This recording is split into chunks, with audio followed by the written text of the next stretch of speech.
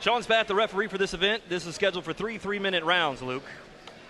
Last time we saw Sean Spath, he had a different hairdo. Yeah, I didn't even recognize it. Here they go, meeting in the middle right on top of the Domino's logo. Two orthodox fighters. Again, in MMA, you know, it's kind of funny. In boxing, they always tell you to fight tall. So many guys in MMA don't fight tall. I want to see if the guy who has the height advantage sort of uses that jab, makes his kicking known, make it a presence, and sort of keep someone like Skibicki on the end of his kicks, end of his punches. Kevin Fullmore in the red gloves. Matt Skibicki is in the blue gloves. Camo trunks versus neon green. Both fighters keeping that lead hand a little bit low. A little different than we've seen in the last 2 fights.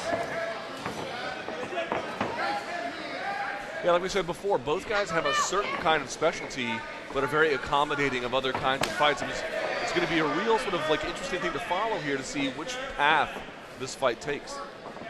4-2 for Matt Skibicki, 3-1 for Kevin Fullmore. A lot of times the records don't really show because we just don't know who they fought before in the past. And at this time of their lives, guys get better quickly. Yeah. A couple of rights and lefts. Skibicki needs to be careful on these exits. He was staying in the pocket a little bit too long, not getting his head off the center line. He paid for it there a little bit. And I think Andrew Horace, that we've seen earlier in tonight's show, that he showed you that when you're smaller, maybe to get inside and get that taller guy up in the air, get him on the ground and start wrestling. Well, I mean, if you just think about it realistically, is Skibicki going to out-jab him? Yeah. Probably not. Probably not. Couple of knees from Skibicki. Up against the cage. This is what we talked about, the cage and how it feels on your back. At this point, it's probably not too bad. The key here, what you're looking for, is who can get the inside control. Skibicki has the right inside control there with that underhook. And he's trying to get around for a single leg. Looks like he might run the pipe to hands or clasp. But he just couldn't pull him off the fence and turn him. So now he's going to try and probably get either a body lock or he's going to drop down, get his hands together behind the knees for a double. And what I can't really tell, I don't know if Sean can tell it either, the referee, but it looks like he might be gripping the fence, and that's a no-no here. Yeah, I didn't see that. I can't tell if he's got his fingers locked in on the cage, and maybe Sean can see that better from his view. People don't realize this. With your hands and your feet, you can press against the cage. Like if you have an open hand or, say, a closed fist, you can use it to push off. If the toes and the fingers grip on the inside, because your toes can grip a little bit, not quite like a primate, of course, but if they do grip a little bit, you don't want that. But you can push, you can use it. A little slower here in round number 1 than we're used to seeing. Skibicki in the neon green, in the camo, Kevin Fullmore. Great takedown defense there from Fullmore. Didn't really give an inch. Got pressed against the cage for a little bit. That doesn't look great. It's a lot better than getting taken down. Rights and lefts from both fighters, standing toe-to-toe right in the middle of the ring.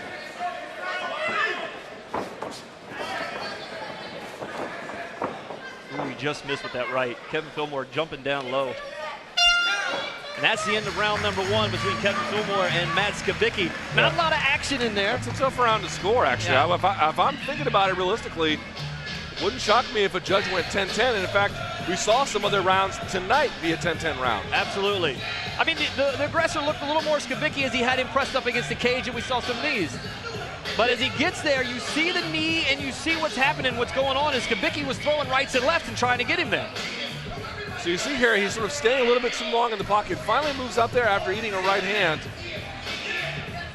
Toe-to-toe. Skibicki, oh, good try with the left, over the top, missed. right, but you see that left arm, he still had the forearm in the clavicle of Skibicki. That was enough to stop the takedown. And this is when we go back to the inexperience of fighters who haven't fought that much, but once these guys get their range and understand how to fight a little more, even though they're 4-2 and 3-1, they just don't look like that. They don't, to me, they look a little slow, don't really know what to do with each other.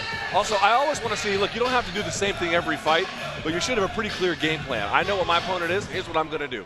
Every time you should know exactly what that is. You should not, in my judgment, you should not be very accommodating of just, well, I'll just go where the fight takes me. Sean Spath sends him right back to the middle, right on top of the Domino's logo. Kevin Fullmore in the red gloves, Matt Skibicki in the blue gloves. I like how Fullmore went to the legs twice and then went upstairs. He didn't land clean upstairs, but I like the way he's thinking. Both fighters throwing kicks. We should change sides now on the kicks. Absolutely. See, those rights just aren't effective. He landed a couple of them. Here's what I don't like from Fullmore. He's got to get his back away from the cage. Circle, there we go. Circling towards the center. Because even if you can stop the takedown, as you mentioned, you were the one getting pressed against the fence. That's not the optimal place to be. Remember, remember, these fights are scheduled for 3 3-minute rounds. We're in round number 2, 2 minutes and 15 seconds. Still to go. And if Skibicki really wants to get inside, a lot of guys like to go 1-2 or 1 overhand right. I prefer the 1-2 and then back with the either a left hook or a left overhand. In other words, put the 3 punches. Do you see how that third one was the one that actually landed there? And a 3 punch or a 2 punch kick? Yes. Like a bang bang kick. Something that gets you much further on the inside. Absolutely. Some wild punches from Fullmore. This is where I feel like somebody that's tall that can't hit the smaller fighter wastes a lot of energy. Good kick to the thigh. Those things pay off at the end, Luke. They certainly do. Not much of a jab here for Fullmore. Kind of a missed opportunity, if you ask me. Yeah, a couple of times Skibicki has left himself open that I keep thinking he's going to counter. And Fullmore just doesn't jump in there. Look at him. See, entirely flat-footed here from Fullmore. Probably trying to conserve energy, which is smart, but it's just never a good idea to just be perfectly flat in the cage. And then he gets bullied against the fence. Now, he's got an underhook, but that's good. Let's see if Skibicki can get his hands together here. If he's strong enough here. It looks like he might be trying. Looks like a 10-finger guillotine, maybe. He's just not quite in position for it. Got to wrap that under. And if he can get that under, then he might have him. The 10-finger guillotine is a bit of a risk. You only really want to go for it if you've got it completely locked up. If you don't, it's best to not even bother with it. Yeah, he's got the guillotine there a little bit. Now you see Skibicki hand fighting. Hard to tell how tight it is. Yeah. That's pretty tight. And again, you see how he jumped to the opposite side. That's how you properly defend it. Yeah. And let me tell you, Luke, we've been doing stuff for a long time together. We talk about radio, we talk about television, and every time we do a show together, you come up with something new that I have never heard. I've never heard of a 10-finger guillotine. Yeah, it's a real thing. I think you make that a lot up of times guillotines, when they wrap the head, you're almost controlling the whole upper body, especially if you're leaning on it, right? A 10-finger guillotine is just that. You're driving your 5 fingers together inside. I get you. But look, your elbows are wide open. Right. Ooh, good. They're right here in front of our commentary position. Yeah. That's the end of round number 2.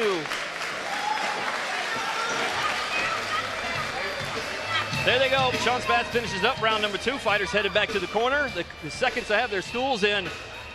That was, I'm going to tell you, the aggressor in that looked to me Skibicki, but I'm not sure how I'm going to score that one again. Towards the end, Fullmore punching him to the ribs. I think Fullmore had a couple of nice strikes, but he was getting backed up. He got taken down. To me, that's definitely not the right way to win a round.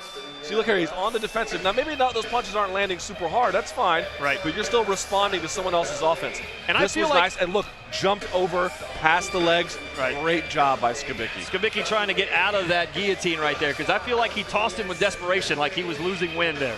He was grimacing when he picked him up, so he definitely had to get something going. Absolutely. Got to thank some of our other sponsors that have helped us put this on every time we do this, Luke. The folks from A-Town Bar and Grill, Primetime Bar and Grill. Also the folks from Domino's, Freedom Bail Bonds, Sand Screens, and Max Muscle. The girls from Hooters are here tonight. They're bringing out some pizzas and wings.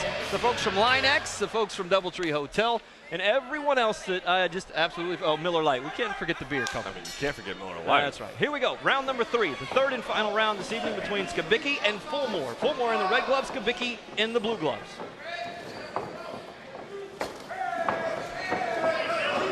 A little more aggressive here in the third round than we've seen before, especially in rounds 1 and 2.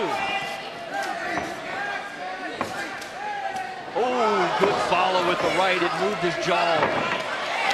Yeah, you can see Skibicki just a little bit better of a scrambler on the ground. And Skibicki, he caught his foot, but he caught him with a right in the face. When you see that in the replay, his whole head just rocked to the side. Now look, he's got elbow control, he's got an overhook. If he can keep his posture down, it could be a triangle coming.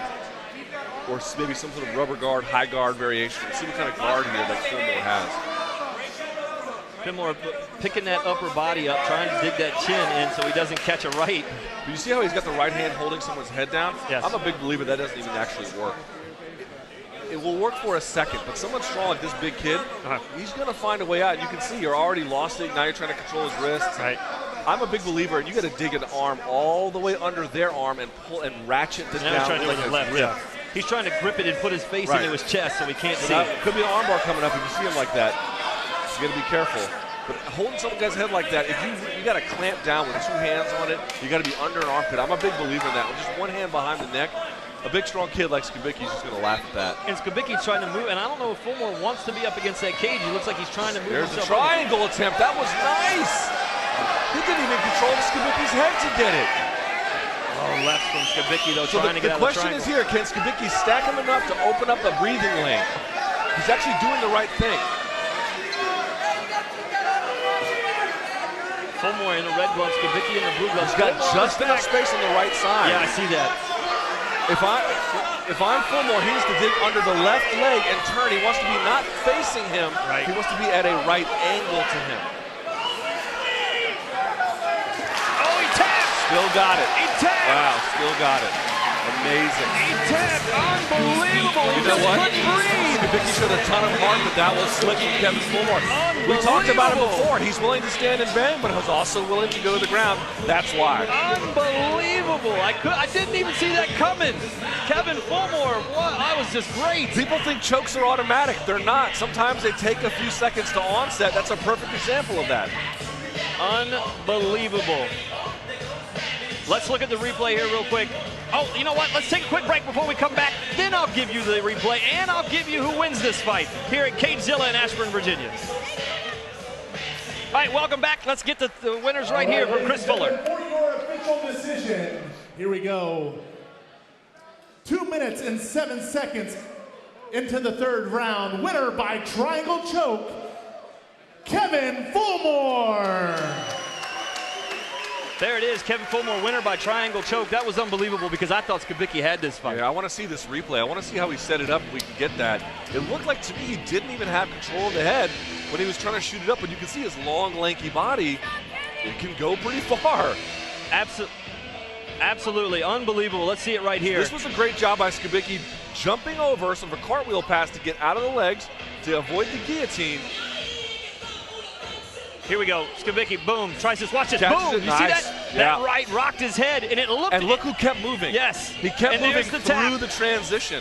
And Skibicki stumbling. Unbelievable. When we come back, the next event here this evening at Cagezilla in Ashburn, Virginia. It's unbelievable fights right here.